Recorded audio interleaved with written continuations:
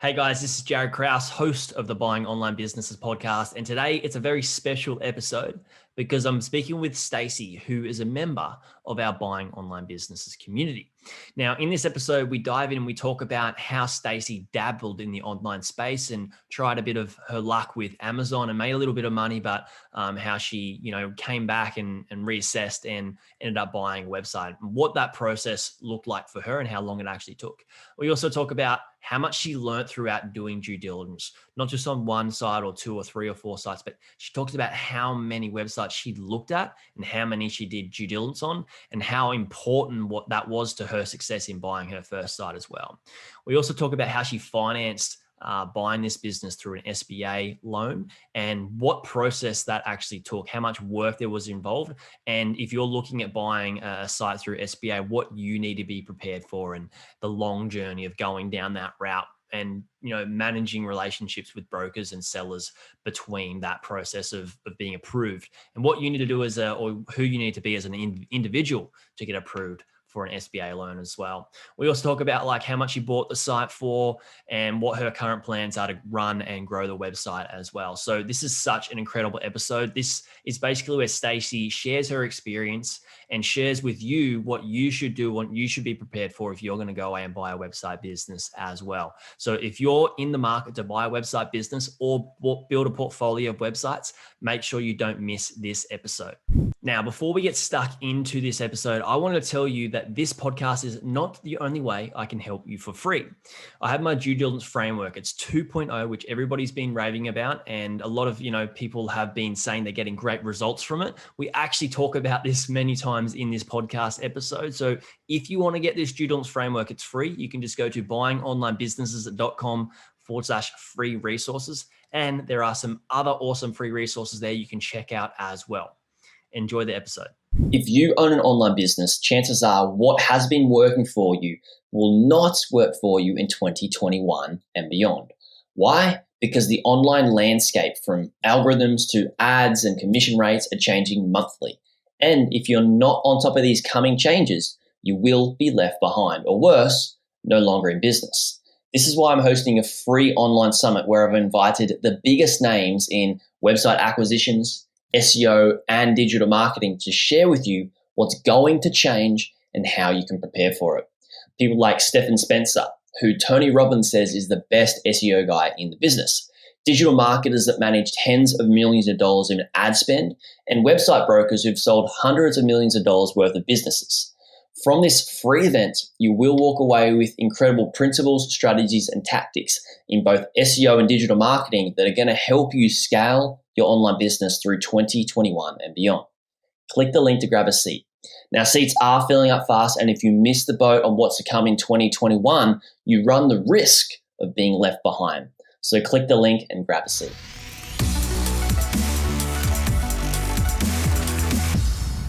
Hello, Stacey, and welcome. Thanks so much for coming on and sharing your experience. This is great, Jaryd. Thanks so much for having me. It's great to finally catch up. I know it's not in the flesh. It's better than behind this too much behind the screen and only doing text. So yeah, you bought a business. When was it? It was a couple of months ago now. Was it in August? September. Mm-hmm. Yeah, cool. It was actually supposed to be in June, but COVID kind of pushed that whole thing back. So yeah. Let's actually talk about before the site as well.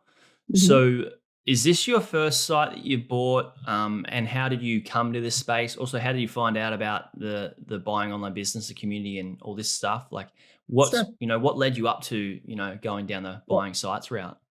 So I've had a internet site for a while. When I lived in Australia, as we were talking before, I had a clinic there. So I had an online aspect of that clinic.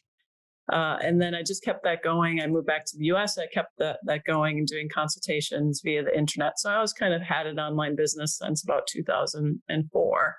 But I never really knew much about e-commerce or content sites or anything like that. So I'm decided to go back to school and get my master's in nursing and become a nurse practitioner. And I thought, well, what can I do to create income during that time to basically pay pay for my expenses while I'm in school. So I started looking at what I was doing from the consultation point of view, and that's again trading hours for dollars, as we know. Yeah. And when I'm in school, I can't do that. So I just started researching, and I found you, as the rabbit hole of the internet happened to start thinking, buying online business. I heard you in a podcast with someone, I don't remember who it was. So then I found you through that person, and then really liked what you had to say. And I decided I wanted to do a content site, learn about that site while I'm working on it, so that then I could eventually take the site that I have now and also improve that when I'm finished with school. So that's kind of the roundabout way of how I got here. Cool. So you've dabbled a bit online, but you were still like that online aspect you have was swapping time for dollars because you're doing consultations, but you never had like a semi-passive type model. Right. Is that right? Exactly. Correct. Yeah. And I have some real estate investments, so I'm familiar with passive income. So, but I didn't know until I did research and found your site and a few others, and just started looking at, what sites are out there and how I didn't know how content sites made money. I had no idea. So, again, through your information and other people that I listened to, I started going, okay, I see now that that's the way that they're creating passive income, and then started to look for sites that were a content site, but also had the opportunity to build into e-commerce. Because I did dabble in Amazon a few years ago, did pretty well, and then got squashed out by some bigger buyers, or bigger sellers, I should say. Yeah. And I just didn't have the cash flow to keep up with that. But so I wanted the opportunity to expand the content site into something bigger as well. Yeah, cool. So you've dabbled in a few different places in making passive income and making money. I'd like to open up a tab on the correlation and the parallels between investing in property and investing in websites. We'll bring that up soon, if that's okay with you. But because I think that's fascinating to hear your point of view on that. But so you started, studying, and then you started learning a little bit about the space. You came across me, and when did you actually join the community? When was that? Was that end of? I think it was. Last year? It was January, February, somewhere in there. Because I think, you might be right. It might be end of last year, like in January, and then I put my first letter of offer in. I looked at so many sites. It would have been, I would say upwards of 75 to 100 different sites, just with your due diligence framework, put that into play, and just kind of ran through them on Empire Flippers and FE International and every site that I could find that had stuff for sale.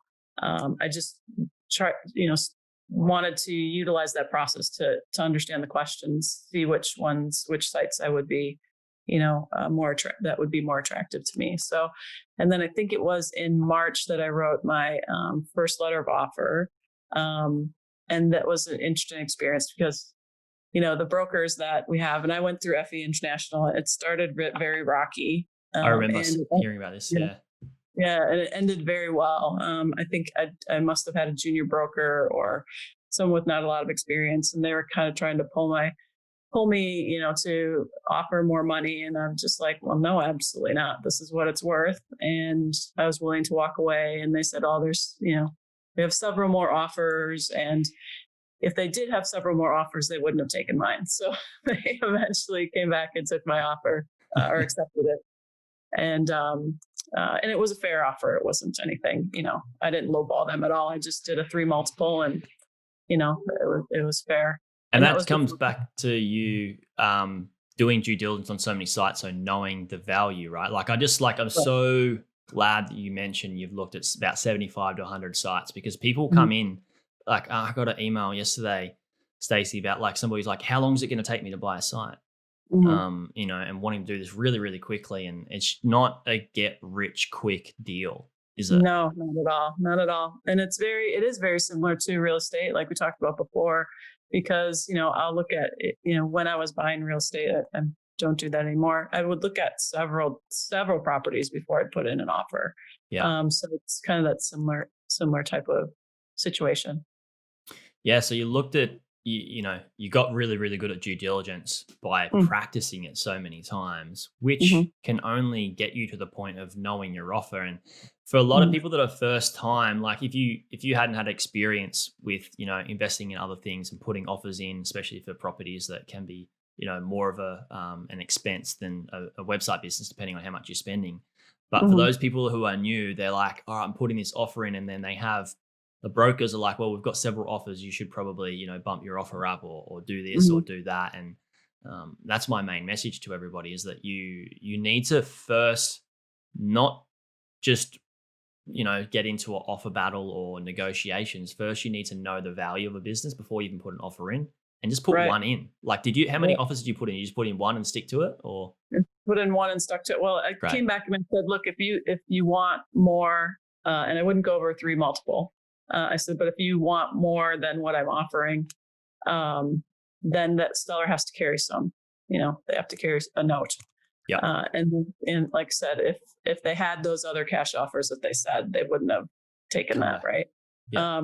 But yeah, so I just stuck to that and just put the onus on them to say, if you want that, X amount more, as long as it's within this multiple, then you've got to, meet me somewhere in the Yeah. middle. And again, it's just about being that willing to walk away, right? It wasn't. I knew there are many other sites out there that that we'd have the opportunity to look at. Like I said, it was before COVID, so that was kind of a then COVID hit, and then I was wondering what the heck, I should have probably offered 2 multiple. You've gotten a little bit of experience with Amazon, you've looked at a few things. When you joined the community, what did you get much value out of the due diligence process and the education within that? And what else have you gotten value from within the community Mhm. once you join? Because you've got, you've got a bit more experience than a lot of Mhm. people that have joined. Mhm. And I just want to see like what did you actually Sure. get from it? Yeah, your podcasts have been great to also expand to other people in the space that have experience like you do, and just listening to those podcasts, and then going to your guest podcasts and listening to them as well. Before I was doing this, I was doing a job where I was traveling around a bit, and I would just listen to the podcasts in the car all the time. Sometimes I'd get home and sit in the garage and still listen to the podcast and not even go into the house, because I'm like, I want this information. So that was really valuable. Also, the videos that you have, the informational videos that you have within your program were excellent as well too. Kind of held my hand, took me through the process, even though I felt like I had some experience. I still felt like I needed that hand holding, and that's what I got from the videos. And then I feel since I've joined, you've definitely had more people come on board. So Facebook wasn't quite as active. Now it seems to be more active. So I'm Yeah. really looking helping others that are going through the process, so that they know that can be done. And I'm certainly learning from other people who are in the Facebook group as well. That's good. Yeah. That's awesome. Yeah, we greatly appreciate your wealth of knowledge in the group, and for everybody listening, Stacey's contributes so much in the group, and we've got some other key players that contribute a fair bit, and you guys Yep. have built a relationship through that, and Mhm. you're right, like the group has grown even Mm. in just the last year, and like I was saying to Yep. you before, in the last week we've had what 4 people buy businesses within the last week. Yeah, It's that's it's so going cool. bananas. Yeah. Yeah, yeah, it's awesome. Yeah, it's great. It's great to see that, like I really, when I first started this many years ago, is I wanted to handhold, I wanted to create that process and that system that I could handhold people through the due diligence just with videos. But Mhm. also I was doing that manually one on one, and then I changed it to Mhm. doing it one to many. And I try my best to help people as much as I can by doing due diligence reviews and Mhm. giving advice here and there. But there's this extra thing that has just come of it, where it being a community, Mm. everybody else, the more people that are going in, the more valuable it's becoming for everybody. Have you Mhm. found that? Is that what you mean by it's good that more people have joined? joined or? Yeah, I just see there's much more interaction, so Yeah. it's people asking questions, but also contributing. So that's just been great. I mean, I see a notification from, you on Facebook and, that somebody's posted, and I'm really interested to go and see what they posted, so people are really asking good questions, and giving good value in Facebook community, and that's growing. So it's been great. Yeah, we're loving it. We're loving it so much. So let's stick to the business here. Let's talk about like so you bought a content site. Mhm. Roughly how much was it? And tell us a bit more about that. Yep, it was about 500,000, which was more than I had thought that I was going to invest at first. Because what I did is I refinanced some of my real estate to come up with a cash down payment, and then I got, and again, I can't remember, exactly where I came across the SBA information. So for the Small Business Administration loans. Yes. So I looked at a couple sites that didn't qualify because they weren't in the U.S. I think one was in Australia, and I really liked that one, but it couldn't do it with the SBA. So I knew that utilizing SBA plus with COVID, which happened with COVID, is that there's no payments for the first 6 months of that loan. Mm-hmm. That's just such a great opportunity. It's amazing that they've done that, isn't it? I know. I was like, and I don't think I even knew that first. The reason why it was so attractive is I knew that they could lend up to 80 to 90%. Yes. So that was attractive to me, and why I pursued it at firis. And then the whole COVID thing came in with the whole 6-month thing. And I was like, wow, that's fantastic. But I will tell you, it's not for the faint of heart. It is the process. The process and my process. We started in March. We were going to finish and close in June. And then COVID kind of screwed things. And then one of the lenders backed out at the last minute, but the broker, who I think you've interviewed, they found me another lender who happens to be in my city, so it was, which is crazy because they could be anywhere. So that, they were, they were tough on me. They had an interview. I had an interview with them, and they asked me, I had to be prepared. So if I didn't do that due diligence ahead of time, I certainly wouldn't have been prepared for that. So it was a long, drawn out process, but certainly turned out well. Yeah, I'd just like to add to that, just to give it a bit of context for people listening, is there's people that have no experience in the online space or no experience in buying a business or owning a business, and they want to get an SBA loan. Now, when you mentioned interview, for those people who are going for an SBA loan, there's two like very important things. The business needs to be a good business. It needs to be a sustainable business, but also there needs to be a level of trust and experience from the buyer.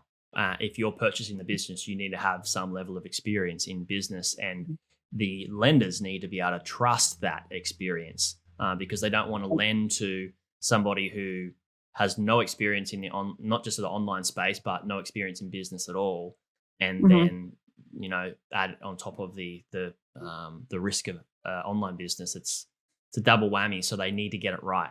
Just for people listening, right. Yeah, absolutely. And they, you just have to have all your ducks in a row. And actually, I had to teach them about how a content site made money. Yes. I'm their first content site that they're lending to this financial institution, and they knew nothing. So they would ask me, how does this work? How does the RPM, CPM, and all this type of stuff? So I'd go through. I'm the ad company that I'm with is Mediavine. So I didn't know really how they figured out, all these different things. So, but I knew they were going to ask me these questions. So then I had to research that. It just made me more knowledgeable because I knew I had to answer their questions. I dug into it that much more. And that's the advantage of it's a disadvantage and an advantage of the SBA process. It takes such a long time, but it makes sense, right? Because if it takes 3 to 6 months to close this business, they're seeing that the business is still performing in that time frame, right? Correct.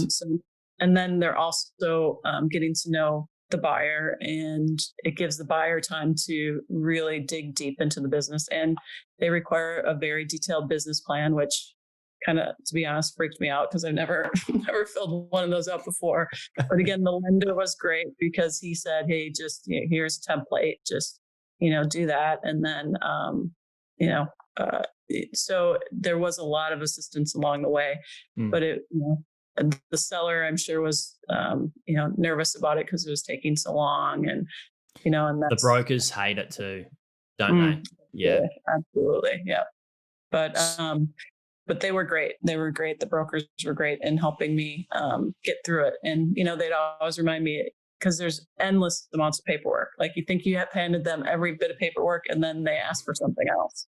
And then you think you've given everything you need to, and then the bank does their due diligence, and then they ask for more paperwork. I'm like, I don't even know what you guys are talking about. Like, they're just creating jobs for whatever reason they can.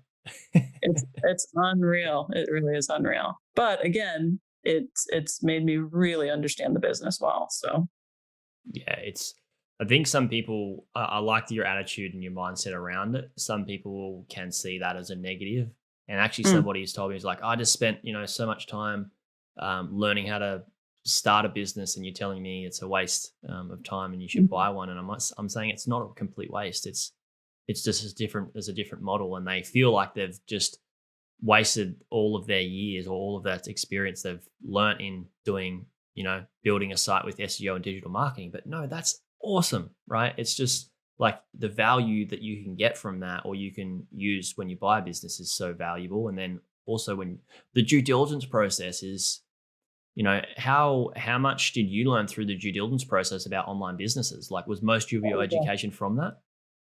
Oh, I would say 80%. Right? Yeah. You think you read everything, you listen to the podcast, you get a good grip of what's going on, but then you find out, like, your resource. Again, I keep going back to that due diligence template that you have, framework, and it was great. I mean, you just nailed it when you went through every single aspect and gave the resources, what websites to go to find out, like Similar Web, or so find out their competitors, or how to find out the domain authority and what that means and why that's important. And so absolutely learned probably 80% of the process through just doing due diligence. And then it was kind of fun. Then it was like, okay, well, now I know what all this stuff means. Now I can plug and play and really learn a lot about the business, and just generally about online websites, websites in general. Yeah. I honestly learned everything about most of the things that I learned about online business and buying businesses is just from trial and error and experience with doing due diligence and looking at so many deals. Right. Exactly. Yeah. So it sounds like you got equity out of one of your properties and used that for your deposit. You went through the SBA process. You got your deal. And so a 500K business, it's roughly making about 130, 120 a year. Now, how have you found that? Like, what did you do once you purchased it? Is a business, doing the same numbers? Talk to me about the, taking over the business and now how you're running it and growing it. Yep. So a couple things in that. So I knew that I would have, because I'm going to be going to school next year. So I knew I needed somebody to help run the business, right? Because it's not just, sit down, put your feet up once you have it. It's not that type of business. Yeah. Right. This business this site has 2,000 pages, has a big Facebook following, Instagram. What Pinterest, niche are we in? Food and beverage. Great. And so it's an older site too, which is important to me. I wanted an established site that was older. So I believe I heard, again, I listened to so many podcasts, I don't know who I heard from who, but Dom from Onfolio. Yeah. I partnered with him, and his team is going to be picking up and running the site.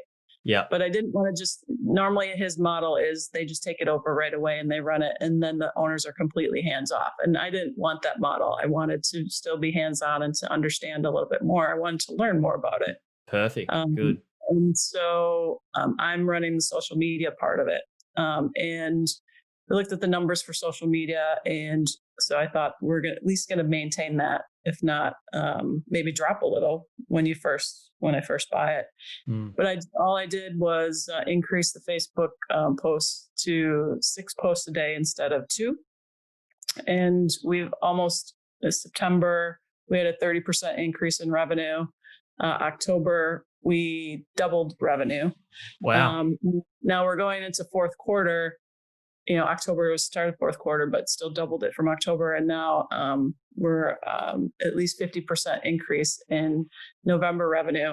And a lot of it is coming from Facebook. And again, I'm not a Facebook expert by any means, but it was engagement. It was, getting an already engaged audience more engaged, and just, being consistent on Facebook. So we're doing really well. I mean, fingers crossed, knock on wood, it's going to maintain. First quarter is usually the worst for this niche, so it's going to drop off significantly in the first quarter. But hopefully we get at least that 20 to 30% increase over last year's numbers from the seller. So that's amazing. Yeah, well done. Congrats. Yeah, and I'm learning through the process, and then gradually I'll hand the whole thing over to Dom and his team, and they'll be running that, and I'll be having weekly meetings with them, and they'll keep me abreast of the growth strategy, because I wanted to bring them in to run the affiliate program and run the e-commerce side of things, and then pick up the content as well. So as the site stands now, is it all ads through Mediavine, or is it a mixture of, because I know you want to move into e-com and sell some products, which I think is a great strategy, but is it just ads, or is it a combination of ads and affiliate at the moment? Like, what's the... Right now it's about 98% ads. Cool. And a tiny bit of affiliate. Cool. And so we're going to build that a little bit, but we talked the other day, I could build that to $5,000 a year for affiliate, or I could do e-commerce and probably add another 50 a year in doing that. So, I mean, it's kind of a no-brainer, but it is a lot more work. So if I was doing that on my own, that would have been very difficult for me to do in my certain circumstances. So I am giving up some profit, obviously, to pay Dom's team. So in the long run, the growth, they're only getting paid for the growth that they create, right? So, and then that'll still allow me to have the income that I need. And then we have a growth plan put together for the site that, if we want to exit in 3 to 5 years, we have numbers there, or if we want to keep going if it's cash flowing well, we have that option. So it's right now, it's the ideal scenario, but there certainly are always bumps in the road, even in those ideal scenarios. Especially in the online space, who knows what's going to happen? Oh, Lord, I tell you what. Yep, that's for sure. Yeah. And so are you looking at diversification of traffic as well with this? Yes. So right now, we're looking at half of the traffic is coming from organic Google search. Probably I would say 40%, and then 10% direct search, and then the other 50% is social media. Awesome. So, yep. That's absolutely awesome. Yeah. And it's crazy. This time last year, even 3 months before I bought the site, Facebook was 30%, Pinterest was 70%, and now that's flipped just by doing some additional posting. Facebook is now 70%, Pinterest is 30%. So again, now we've got an area to improve Pinterest, right? So creates another opportunity, which is great. And I would have never thought that would have been the case, but engagement and being consistent in your posts. And the only reason why I knew to do 6 posts a day is I went to my competitors' Facebook pages and I studied those pages for like a month and said, what are they doing? Looking at their numbers, they're making a lot more than me. They're getting a lot more traffic than me. So what can I do to try to equal the playing field? And just studied their sites for a month and wrote everything down what they did, and then started doing the posting. That's actually one of the questions in the framework is, what are your competitors doing that this site is not already doing? Because it's not just how do you, make sure the business is a good business, but how do you realize value that hasn't actually been realized yet?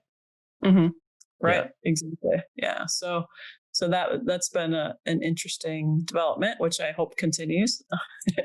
So, I'm sure it will. but I have a lot of faith in Dom and his team. He's really great to work with.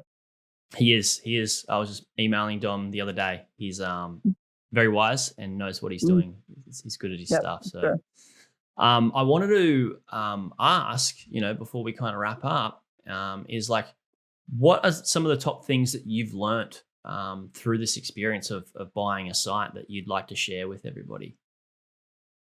I think kind of in summary of what we've talked about already is, always be willing to walk away. So if you have experience in business or you've experience in real estate, take the experience that you have. It's not really a completely new space. This is business after all. So take what you've learned in those businesses, the general things that again, you could plug and play and move that into the online space. And, always be willing to walk away. Don't push yourself you have to have this business this fast, because you're just going to end up making mistakes, and potentially getting something that you're not going to be happy with. The other thing is, SBA, like I said, there's positive and negatives to that. So if you have any people in the US listening, just be prepared, complain about it along the way if you want, but just be prepared that it's going to be a long process, and that's okay. And make sure that the broker explains that to the seller as well too, so that they don't, get antsy and stuff like that. What else would be other things? There's a lot out there now. And the other thing that I really want to stress is that, and I've written this on Facebook a few times in the community, is the brokers. I ended up liking FE International. I would go through with them again, but they're not licensed, so they can basically do and tell you whatever they want. And you just hopefully they're honest and trustworthy. But trust and verify. So just realize that they're pretty much out for their commission, and that's the bottom line. So you have to stand your ground. And then with the seller. I had a great call with the seller at first. They're going to put, lipstick on their business, and make it sound the most amazing thing in the world. So just again, stick to that due diligence and make sure that you have those conversations as much as you possibly can with the seller to get as much information as you can from them. And it's not all about them coming over to you. There is some meeting in the middle, but don't go over. Don't accept a ridiculous valuation. I mean, watch Shark Tank. They don't accept ridiculous valuations either of business. So just stand your ground. I like that so much, especially with the due diligence part. Like, brokers can tell you what they want, and actually, even in the real estate industry, you have brokers that say some dodgy things that is actually illegal to say around offers and stuff like that. But it's very prevalent in our space where, like, they're not licensed. Like, there's nobody stopping them from doing that. Like, you can get picked up if you do it in the real estate world, especially in Australia and the US and stuff like that. But you can't in the online space. I'm sure that will come over time. Probably a good few years down the track, but the only way to know the real value of a business, and the only way to have confidence that you know the value of the business and you can listen to your own internal guidance system rather than the external guidance system of people that you may end up putting on a pedestal, like brokers or people that already own the business, because you're looking up to them like, oh wow, they've built this, like they must know more than me, and you can easily buy into that. They know what they're talking about, but the only way is through due diligence, and learning that due diligence enough times, doing it like you said, Stacey, 75, 100 businesses. That's where you build the confidence. Go like, no, I know how much this is actually worth, and just don't try and do this in I'm going to try buy a business in 3 months because I need to replace my income straight away. Like, this is a process. Yeah.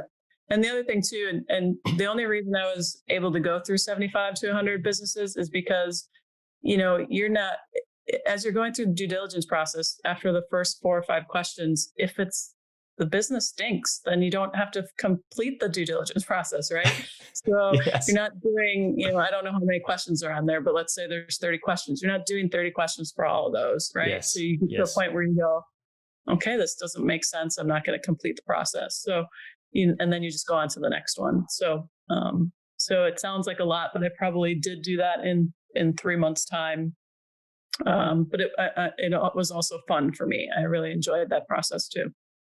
Yeah. Once you understand, all right, this is the business model I want. This is the criteria of the business that I want within that business model.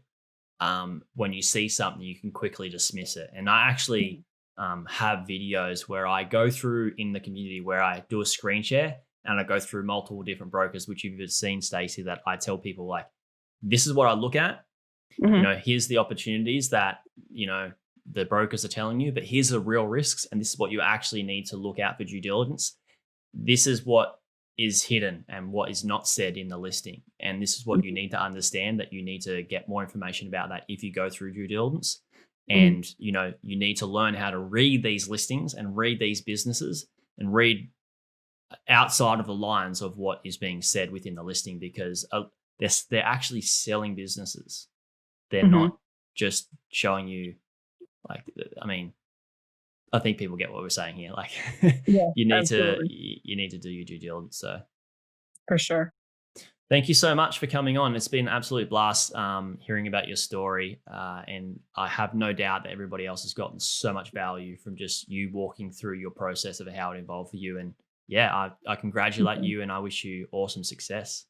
Thank you. And thank you, Jaryd, for putting everything together and for everything that you're doing, because you're really helping to change lives. And we all really appreciate you. Thank you so much. Really appreciate that.